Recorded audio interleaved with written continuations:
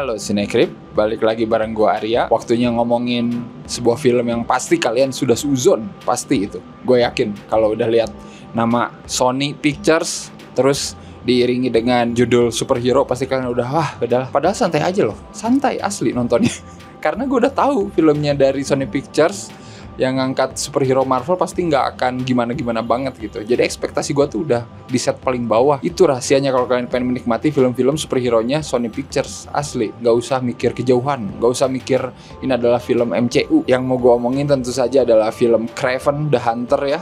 Salah satu film terakhir katanya dari Sony Pictures untuk universe-nya Spider-Man ya, SSU. Jujur li ya, gue menonton Kraven padahal gue belum pulang ke Jakarta. Ini masih dalam suasana balik dari Jogja gitu. Ini belum nyampe rumah ini. Makanya gue gak bisa review film-film Indonesia dulu karena udah ada Rashid gantian dulu ya. Jadi mau nonton yang fun-fun dulu, yang bener-bener tanpa mikir. Dan akhirnya gue putuskan, waktunya nonton Kraven. Mungkin ini saatnya gue bersenang-senang gitu ya. Dan setelah nonton ya, ini adalah film yang sesuai dugaan gue sih gitu ya. Ini adalah film origin superhero yang template banget, formulaik banget, yang bener-bener dibuat seaman mungkin katanya ya. Jadi nggak ada sesuatu yang baru, nggak ada sesuatu yang groundbreaking. Itu yang selalu gue nonton gitu dari film-film superhero-nya Sony Pictures ya. Tapi Venom menurut gue masih tier paling atas ya bagi gue ya, karena masih ada bego-begonya gitu. Fun banget gitu, masih sering ngelawak gitu. Dan Kraven ini dibikin serius cuy. Dan ini kan menceritakan tentang kelahiran Kraven ya, yang diawali dengan karakter bernama Sergei. Dan dia itu punya adik namanya Dimitri. Dan mereka itu punya bapak namanya Nikolai Kravinov, yang diperankan dengan sangat-sangat textbook ya oleh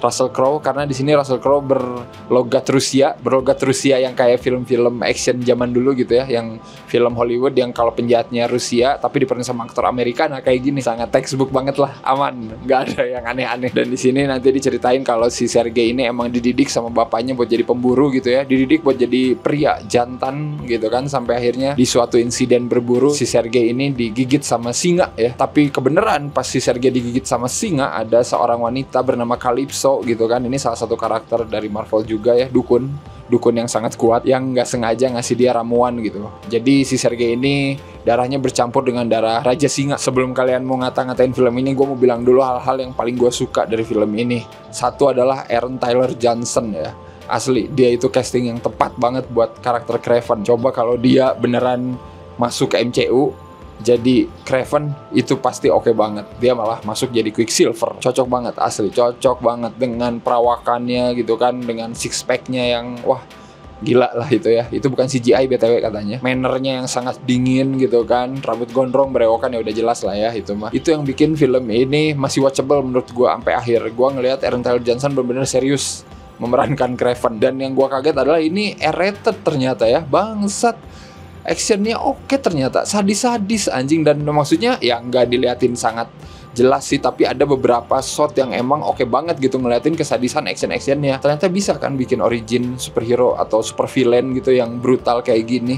Sony bisa sebenarnya kalau nggak nahan-nahan, asli. Bahkan sequence action kayak tembak-tembakan doang pas adegan bapaknya si Kraven, si Nikolai diserbu sama gangster tetangga gitu kan di bar itu juga oke men, intens. Jarang-jarang ya MCU juga kayaknya nggak bisa dah bikin yang begini. Nah sisanya baru dah menurut gue ini tuh formulaik banget. Justru yang gue sayangin di sini sebenarnya lebih ke origin si Kraven ini jadi villain ya. Maksudnya dia kan villain ya sebenarnya, tapi di sini dilihatin dia itu kayak anti-hero dulu kan awalnya, ngebunuhin orang jahat. Gue nggak lihat perkembangan dia itu shifting ke villain itu gimana gitu. Padahal di sini gue suka banget gimana dia itu care sama adiknya gitu kan. Di awal itu dia baik gitu kan, terus dia care sama adiknya, dia berusaha nolongin adiknya gitu. Tapi nggak ada momen yang bener-bener bikin dia itu anjing udahlah, fuck persetan dengan insting ini gitu. Gue mau jadi jahat aja, gue mau jadi predator aja gitu. Padahal menurut gue karakternya itu potensial banget buat diliatin gitu, perkembangannya, shiftingnya dia gitu, dari karakter yang emang baik, peduli, sampai akhirnya nggak peduli dan akhirnya jahat gitu. Nah di sini tuh bagian situnya menurut gue kurang digali aja sih. Selain Kraven juga di sini karakter Calypso beneran kayak nggak diapa-apain. Itu juga yang bikin gue kayak kok dia terakhir tiba-tiba jadi badass gini, tapi ya udah gitu doang. Padahal aktornya balik lagi Tapi itu Ariana DeBose bagus juga asli, sama bagusnya kayak si Aaron Taylor Johnson.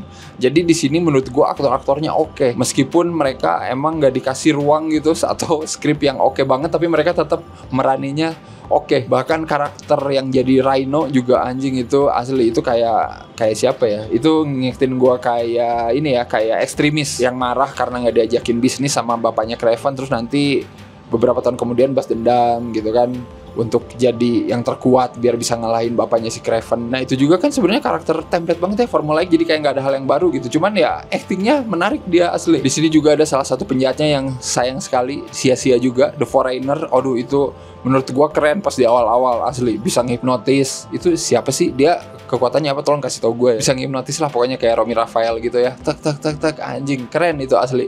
Tapi pas klimaksnya sama Kraven ya gitu doang. Tapi ya gua pahami karena emang musuh besarnya kan Rhino ya di film ini gitu. Jadi ya udahlah, porsi dia segitu doang. Jadi di sini tuh kayak pengen masukin banyak karakter-karakter superhero villain yang menarik, tapi jadinya setengah mateng gitu. Sayang banget kayak karakter adiknya Kraven yang ternyata kameleon juga kan, ya udah gitu doang. Padahal kalau mereka mau lebih fokus gitu ngeliatin shifting Kraven dari orang yang baik-baik aja sampai jadi beneran villain, itu kata gue lebih oke sih. Udah ada potensi soalnya. Aaron Taylor Johnson actingnya udah oke gitu kan, actionnya udah oke juga, R-rated, brutal gitu kan, sesuai sama Kraven-nya kayak gimana gitu di hutan. Meskipun nanti ada sekuen terakhir yang berantem di antara Bison yang berlari itu, aduh itu kayak bangsat, lama banget nih Bison lari ya. Itu ngingetin gue ke adegan klimaksnya Fast and Furious yang di landasan pesawat terbang itu loh, yang mereka berantem di pesawat, terus pesawatnya tuh nggak terbang mulu, terus aja di landasan. Jadi kayak lama amat nih pesawat take off-nya gitu kan. Nah kalau di sini gitu, anjing ini Bison nggak beres-beres anjing larinya, padahal pas diliatin di awal kan itu kayak biar callback gitu ya, di awal dia ngelihat Bison berlari-lari gitu kan melewati padang tuh kayak cepet gitu ya, udah aja. Kalau di sini gara-gara ada adegan pertarungan klimaks ya udah dilamain. Setidaknya di sini pertarungan Kraven sama si Rhino-nya lumayan lah asli. Kalau nanya soal CGI mah nggak usah lah ya, nggak usah dipikirin lah itu mah ya. CGI di sini emang bukan jadi hal yang terbaik juga gitu di film-filmnya Sony Pictures, dan di MCU pun banyak yang kayak gini menurut gua ya, kalau kalian perhatikan dengan seksama gitu. Jadi nggak usah lah ngebasing film ini gara-gara CGI-nya busuk.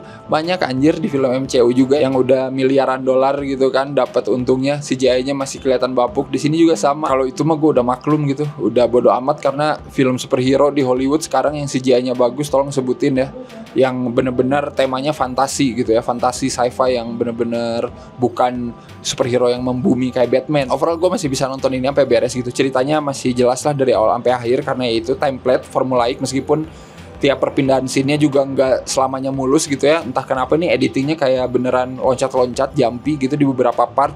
Itu udah gue nggak pikirin, udahlah bodo amat. Yang penting gue lihat actionnya aja. Gue pengen lihat actionnya aja, Kraven gimana gitu ngebantai musuh-musuhnya. Jadi kalau mau gue kasih skor kayaknya 6 aja lah.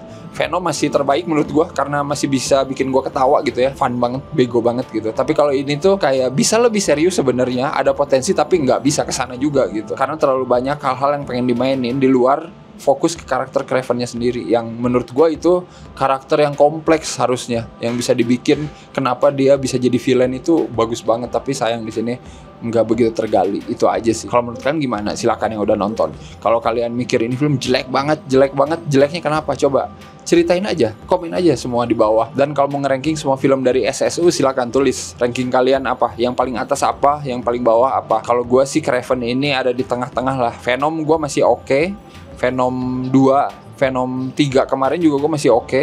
Madam Web kayaknya di bawah Kraven. Morbius kayaknya sama kayak Madam Web, kurang lebih gitu gambaran ranking gue. Tapi kalau kalian gimana silakan tulis aja di bawah. Ya udah kalau begitu seperti biasa jangan lupa untuk like, share, subscribe Cinecrip. Kalian juga bisa follow Cinecrip di media sosial. Kalian juga bisa join membership ya Cinecrip. Thank you banget yang udah join sampai detik ini. Semoga nanti kita bisa bertemu lagi di live stream membership selanjutnya ya, karena udah mau akhir tahun jadi banyak yang harus dikerjain nih. Jadi tungguin aja. Dan ya udah kalau gitu berarti beres ya film superhero tahun ini. Kraven penutup jagat superhero Hollywood tahun ini. Kita ketemu lagi di film superhero tahun depan yang akan dimulai dengan apa? Banyak ya kayaknya ya. Ada Superman, ada Fantastic Four, banyak lah pokoknya. Kita lihat aja. Oke, bye-bye.